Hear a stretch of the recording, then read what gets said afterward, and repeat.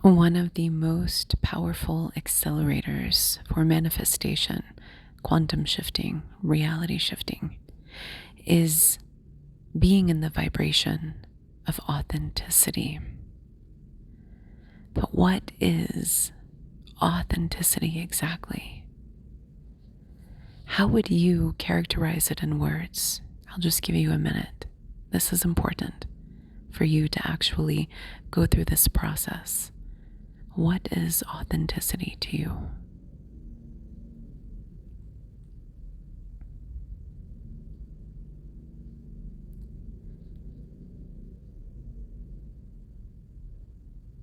If authenticity is one of the highest vibrations to pull in a reality layer most quickly, to shift your world that much faster, what are the key components of authenticity?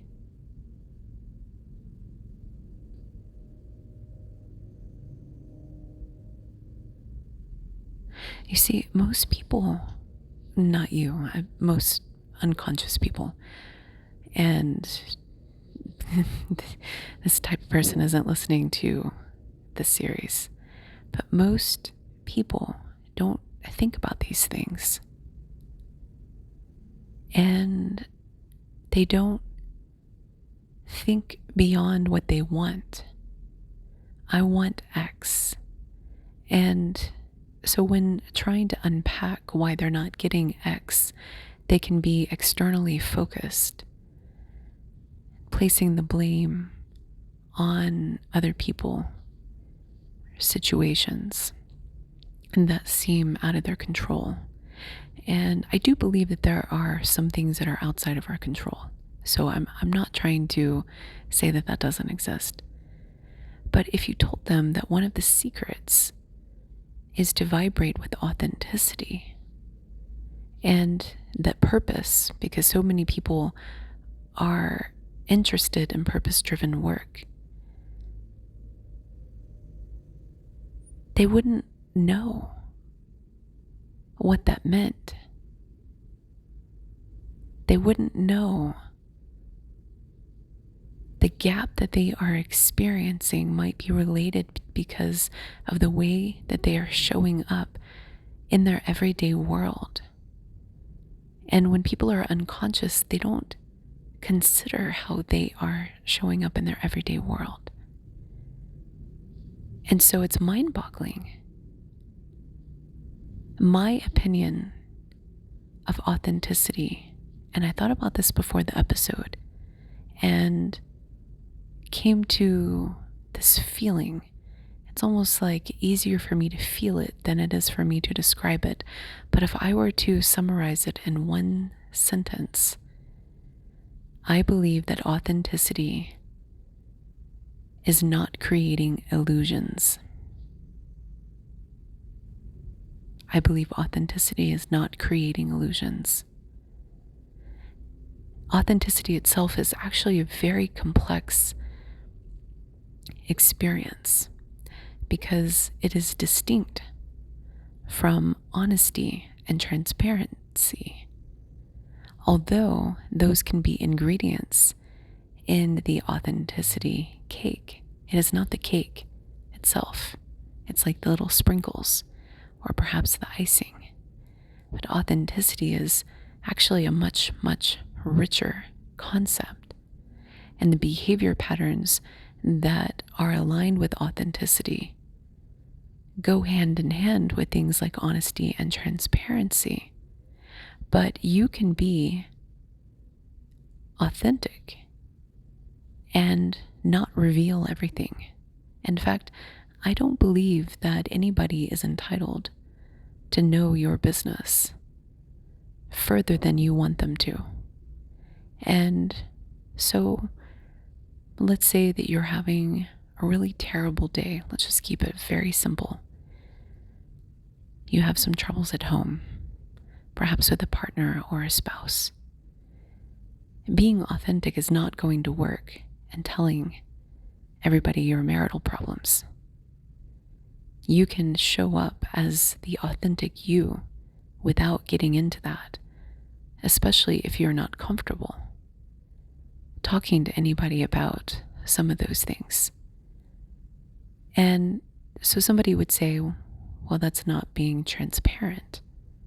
You don't need to be transparent. People don't need to know your personal life in certain situations, actually at all, unless you want them to. So it's not just about transparency. Somebody might say to you at work, hey, how's it going? And you might not feel comfortable revealing everything that's actually happening. So you might just keep it on the surface and say, everything's fine. Is that fully honest? If somebody is trying to probe into your personal life, and they don't even have to have negative motives, they could actually genuinely care about you. And maybe they're genuinely sensing something. Maybe you're using the surface as a shield, and maybe they're aware of it, but that doesn't mean that you're not being authentic.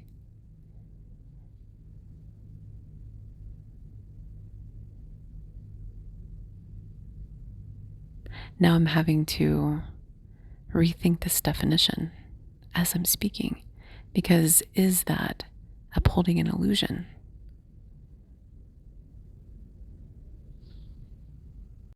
Some might say yes, that there's a part of you that is not being fully authentic. And I believe that that is okay, that it's okay to have boundaries, that it's okay to have partitions, and that you can still be an authentic person without showing people your bathroom. You can invite people into your home without rummaging through the attic.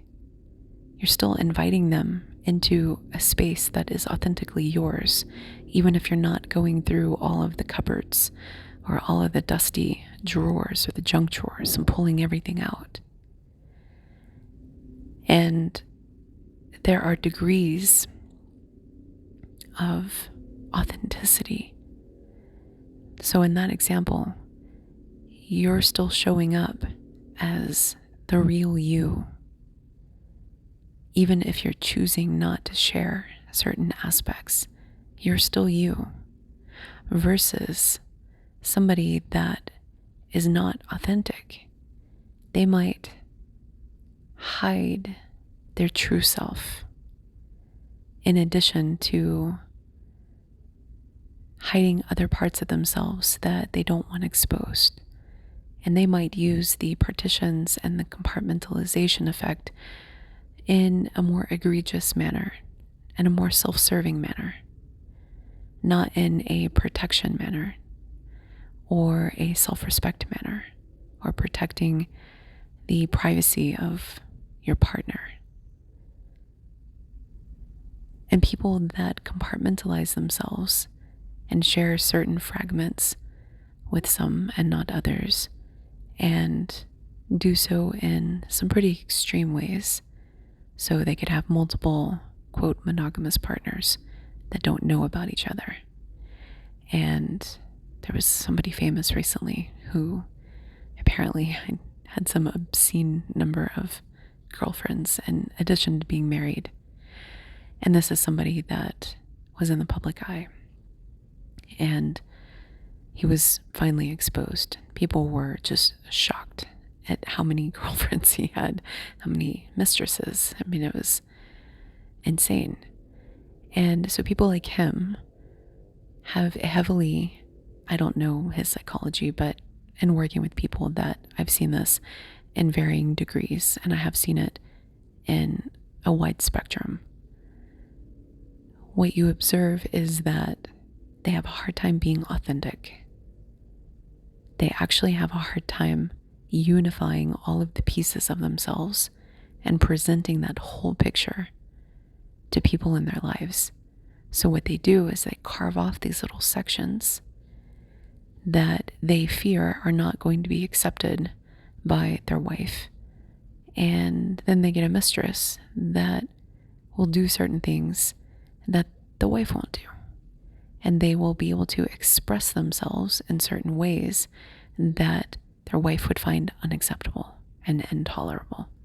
So then they go home pretending like that fragment that they were expressing with their mistress doesn't exist.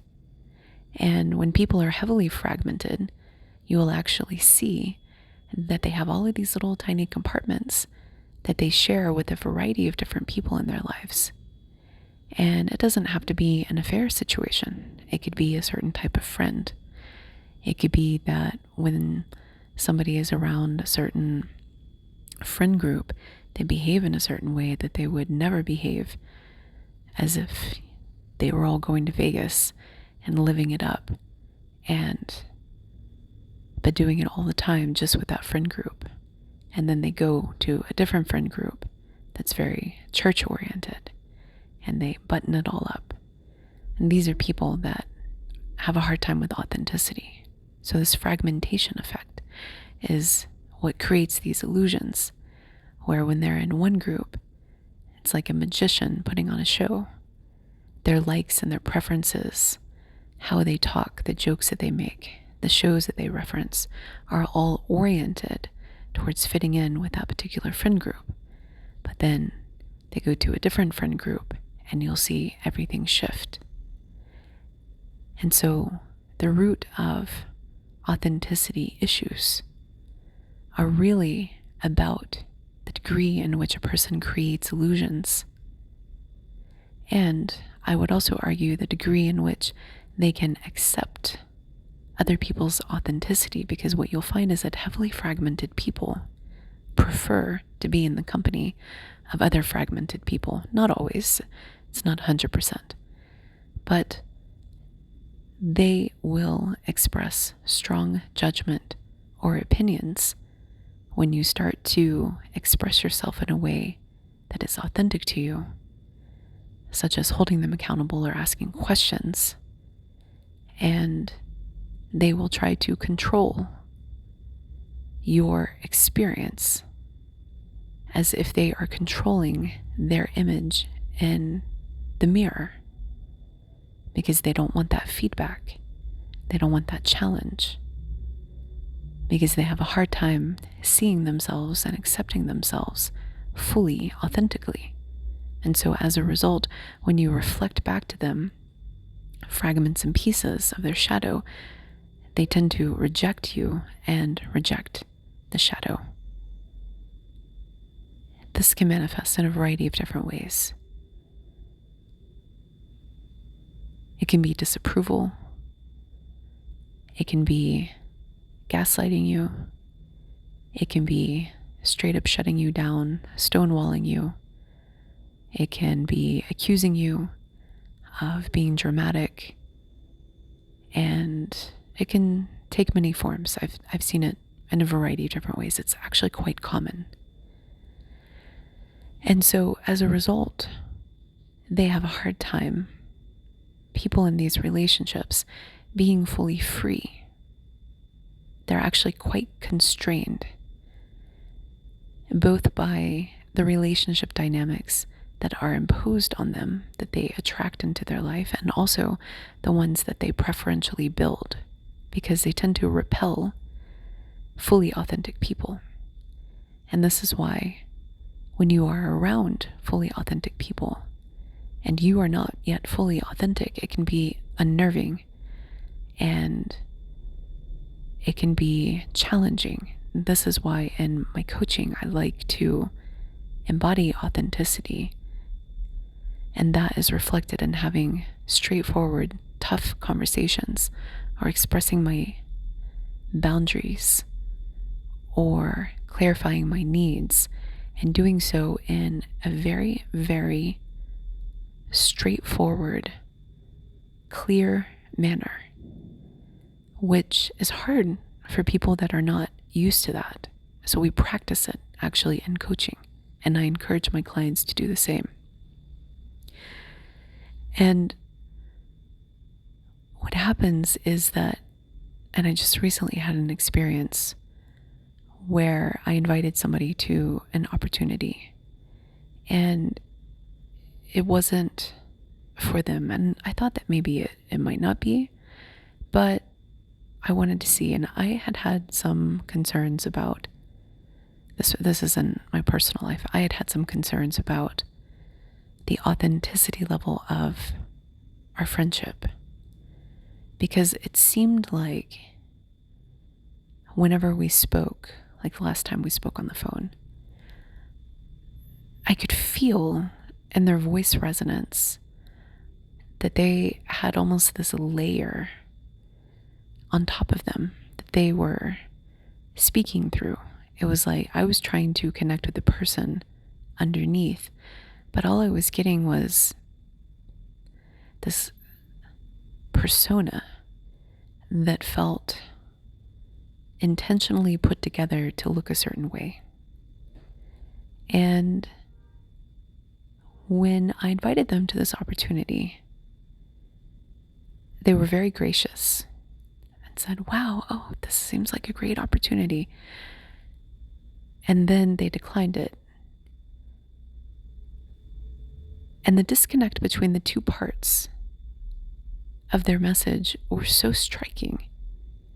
It felt completely inauthentic. And it had this feeling, this almost, it is a stamp of energy that you can feel, of being repellent. And so imagine, for example, that you are quantum shifting. And quantum shifting requires a high level of authenticity that it's worth doing its own episode on, not about authenticity, but about the personality shifts that you go through, because roles and identities are such a critical part of reality shifting. And what happens, and I've touched on this a couple of times, what happens is that as you start to download your higher self or fragments of this unified self that you're working towards in a quantum reality, a lifeline, right? You're working towards a lifeline. You're going to start feeling different on the inside. And you can step into these unified existences and see how it feels before you do a reality shift. And this is often one, I don't want to say often, but this can be one of the precursor events before you really get a preview of another world. Meaning, you're going to have some personality changes that are naturally occurring inside of you. You might suddenly want to wear the color red. You might start moving your hands in a particular way. You might have an urge to do your hair a certain way, to try something new, to push yourself outside of the comfort zone. And in doing so, you're going to start to vibrate with the personality construct which exists in another lifeline. And I've had things happen from food preferences change very drastically, and experimenting with this and sort of putting on different personality templates as I was starting to get previews into other worlds, and sort of putting it on for size and then seeing how it feels. A lot of people, by the way, I don't want to say a lot, but it's commonly taught that to reality shift, you need to embody this other version of you. And I agree, but I actually believe that there's one step that happens before that, which is you can't fake it. You actually have to feel what is coming to you. What is the personality that's coming to you? And then you have to step into it. You can't just manufacture it. It doesn't work. Because here is the thing about authenticity. If you are pretending, you are going to attract other pretenders. You are going to attract a fake reality to you that's not going to feel satisfying, because it's like eating fake food that doesn't really fill you up. Your soul will always be craving more. So as a result, if you try to reality shift without peeling back all of the unauthentic layers, it doesn't really work and it leaves you stuck. So listen, I am a reality shifting coach, and if you feel a call to work together, if you would like help with your quantum shifting, feel free to email me at sacredjourneyproductions@gmail.com.